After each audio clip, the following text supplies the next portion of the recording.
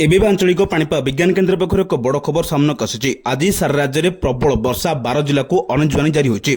जदि पर्यंत वीडियो को लाइक करना वीडियो को लाइक करने सह चैनल को सब्सक्राइब कर कमेंट माध्यम जानते आपण मैंने क्यों जिले देखुं जहाद्वारा यह गुरुत्वपूर्ण खबर आपण मान पाखे सर्वप्रथम पहुंची पार। कालबैशाखी प्रभाव में राज्य में तापमात्रा सामान्य कम रही। आसंता 6 दिन अर्थात जून 4 पर्यंत राज्य में वर्षा लगी रही। शनिवार सारा राज्य में वर्षा होगा नहीं आंचलिक पाणीपाग विज्ञान केन्द्र पक्षर सूचना मिली। विशेषकर सुंदरगढ़, झारसुगुड़ा, केन्दुझर, मयूरभंज, संबलपुर, देवगढ़, अनुगुल, बौद्ध, कंधमाल, बलांगीर, नुआपड़ा और कलाहांडी जिला को घड़घड़ी बिजुली सहित प्रबल वर्षा होगा नहीं ऑरेंज वार्निंग जारी होती।